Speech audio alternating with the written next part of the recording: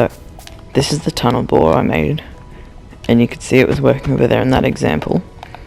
So basically this is really cool because first of all, its size. So it's currently 3 blocks high, 9 blocks length, and just 6 blocks width. Now you have to add 2 on each of them to leave space for the slime blocks that don't stick on it, but the actual size of the machine is 9 by 6 by 3. Second, its cheapness. So you can see here it only uses 26 slime blocks, 5 pistons, 3 sticky pistons, 1 redstone block, 7 observers, and an oak fence gate. It doesn't need to be oak, but I suggest it because it's the easiest. So 26 slime blocks may seem like a lot, that's this many slime balls. But when you're making a tunnel bore, that really isn't that much. So yeah. 3, it's really easy to build. This takes 5 minutes, probably less than that if you know how to. So that's another plus. It's also customizable. So this piston and this piston, you can have whatever you want on the front. It could be a tunnel bore, an ice road maker, anything at all. So you can customize it to whatever you want, as long as it follows a few simple rules that we'll go over in a second. And it works in Bedrock and Java. It also works in 1.15 and 1.16, so that's great. Anyway, you can see here that if I flick this, it'll all move forward and these 2 pistons will trigger. If you're making a tunnel bore, this is the outside that you need to make to allow it to pass through.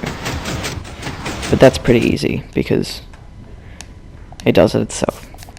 So this is the motor for the machine. You can see here if I put the redstone block there, it'll move.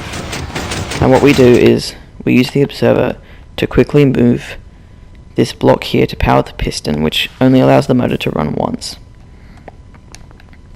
So that's how it moves. When building your customizable fronts, you need to remember a few quick facts. So pistons can push 12 blocks, which is this amount, but can't push 13. A few different types of pistons are the regular pistons and sticky pistons.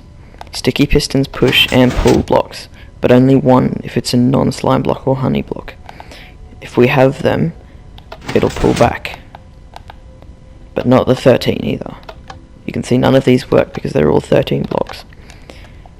So with the normal piston sticky, it'll push all of them and won't do anything. So it's basically like having this, except when you have slime blocks, you can have blocks on the side. This is a regular piston. As you see, it doesn't pull it back. And this is a sticky piston. It does pull it back. So you gotta keep in mind that if you hit those 12 blocks, this is 12, you don't need these 2 slime blocks, it will push.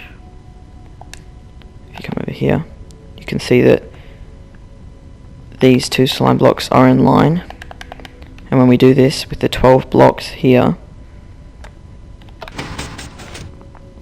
these slime blocks at the end will move.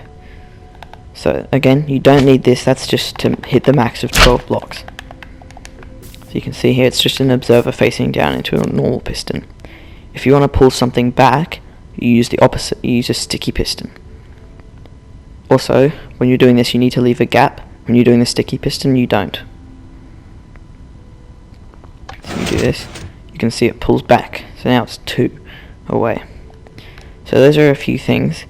If this video hits 5 likes, I will show you a few different things you can have on the front in a tutorial. Thanks.